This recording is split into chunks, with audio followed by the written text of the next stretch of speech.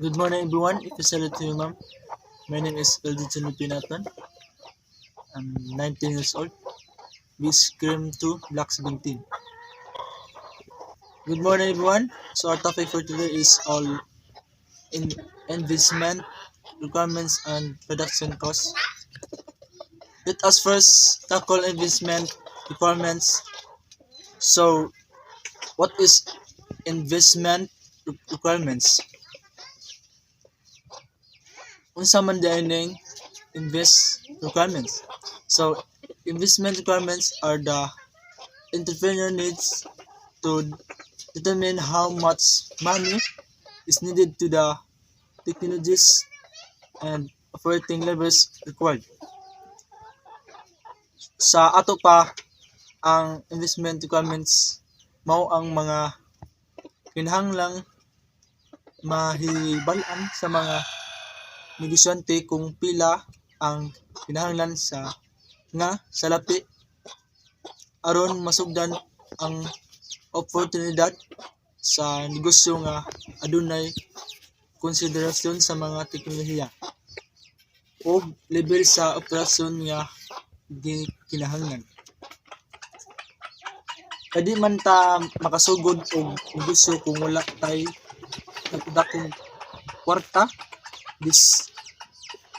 This topic is applicable to all of us kay pasin pohon makanahon na tag negosyo kay bawo na ta og unsay atong angay andamon. To go deeper, let us enumerate the three investments that needed to be funded. The first one is the pre-operating costs. These are the costs related to the preparation for the launch of the business. Launch means paglulunsad or ang pagsugod jud sa imong negosyo. Unsa man di ay angay andamon niglaunch na tong business. This include the pre-feasibility study, in-depth feasibility study, market research, product development, organizational development, and initial promotional costs. Ano kinahanglan pamantang mga mag-study ug mag-research sa negosyo nga atong damon. Feasibility study and market research is important before starting a business because it gives us an overview and it serves also as a roadmap for our product or service. Pinaagi during atong study o research atong mabaluan ang dagan sa atong negosyo, whether mupatok ba kaha ni or mapalahutay dili ba kaha ni mabankrupt largo. Ari nga study o research masud atong strategies arong mulambo atong negosyo sa paggama natog aning market study and research of course. Mugasto tag kwarta kay daghan man tang emphasis ani. Then now let's move on to production service facilities investment. The second investment that are needed to be funded. So production or service facilities investment refers to the long-term investment for the actual business establishment, including investment in land, buildings, machinery, uh, equipments, computers, um, softwares, furniture, vehicles, and many more. Ano nga part yun ta makapagawas og dakong funds kay mamalit naman ta sa tanang pangihanlan sa atong bisyo.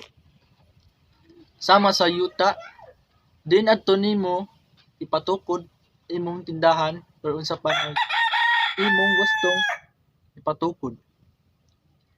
Building ang mga materials sa imong tindahan, machinery, mga makinarya, computer o uban pa. Ako pa diri ang renovation, so mangihanlan jud tag dako nga puhunan. Dayon ang ikatulo, ang last working capital investment. This includes the investment needed to operationalize the business composed of cash, accounts receivable, and inventories such as raw materials, work in process, and finished goods. The entrepreneur must see it that he or she has enough cash to cover the inventories to be purchased or manufactured, the account receivable to accommodate customers, and the operating expenses to be incurred. Kinahanglan sigurohon sa negosyante nga aduna siya igong salapi aron magastuan niya ang mga inventories nga palitonon or gigama. Ang mga account nga madawat aron accommodate ang customer ug ang mga galastuhan sa mga pag-operate nga mahitabo. These operating expenses will include the following: employee salaries, wages, and benefits, mga sweldo o benepisyo sa imong mga trabahante, utilities, mga kagamitan sa imong negosyo, transportation, mga sakyanan, fees and license, commissions og office supplies. And those are the requirements of investment that are needed to be founded. Mga kinahanglan nga dapat budgetan yun og puhunan. And now let's move on to production cost. Unsa naman pod ning production cost? Production costs are the total amount of a business spends to produce a specific product or service. So ang production cost mao ang kinatibuk ang kantidad nga gigasto sa usa ka negosyo aron makahimo usa ka piho produkto, serbisyo. It accounts for raw materials, labor, and nearly everything else needed to get a products ready for sale. The cost of production is one of the essential concept in managerial accounting and an important consideration to evaluate current operations and find opportunities for greater efficiency and profitability. Usa di ay kini ka importante nga kundi konsiderasyon sa pagtimbang-timbang sa kasamtangan nga mga operasyon ug sa pagpangita sa mga oportunidad alang sa mas dako nga ginansa profitability. Production costs are directly correlated to generating resume and are often the largest expense of a business. Ang production cost kini ang kasagaran nga pinadako og gasto sa usa ka negosyo. To depend or understanding about production costs, let us have the four types of production costs. While the exact expense depend on the business and industry, these are five main type of production costs. First is fixed costs, also referred to as overhead or indirect costs, remain the same regardless of how many products or services a business produce. So fixed dili mag-usab bisan pa man og gamay or dako ang mahalin o ginansa. Example of fixed costs are monthly salaries. No. Di gyud matandog ning atong sweldo. Mao gyapon minimum.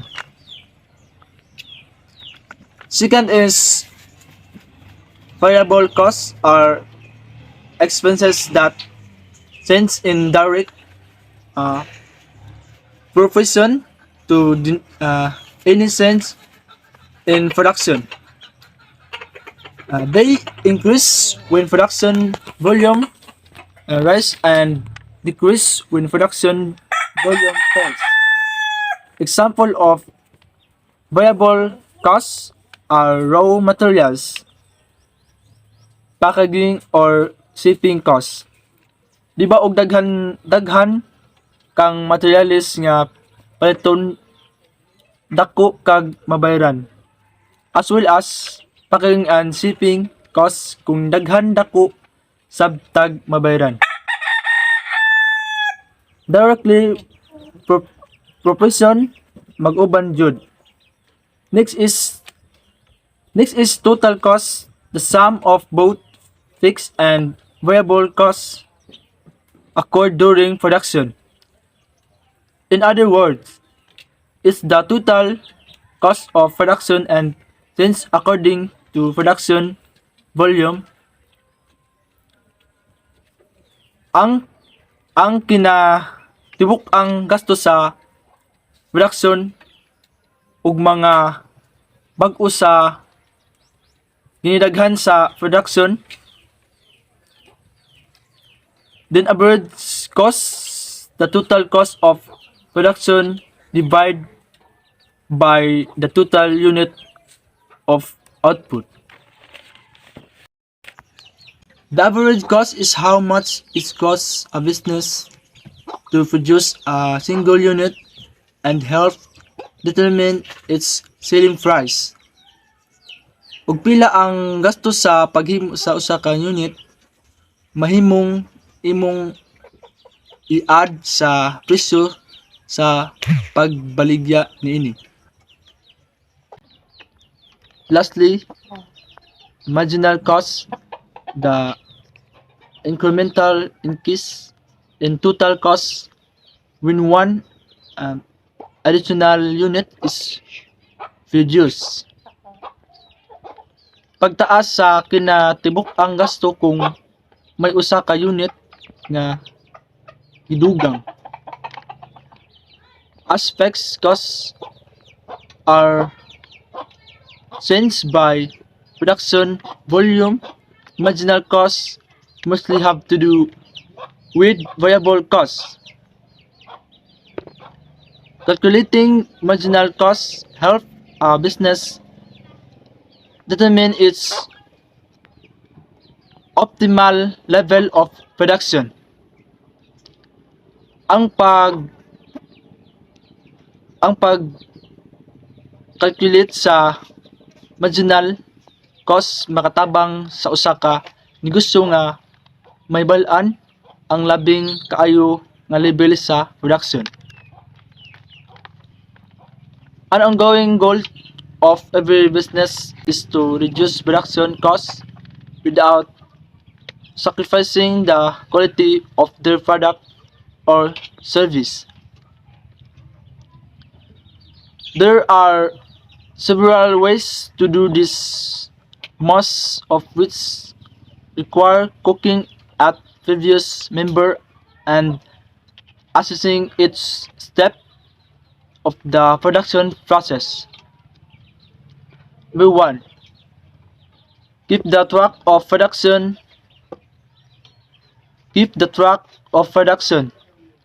It's best to calculate production costs at regular intervals, whether quarterly, monthly, or annually, so you can quoted any change in total expense and analyze its effect on business sales and profit. Number 2. Reduce cost of materials and supplies. Ask any available discount in exchange for longer contract, larger orders on cash payment. Number 3. Streamline the production process. Review the step and resources used to manufacture your product. Talk to your production team and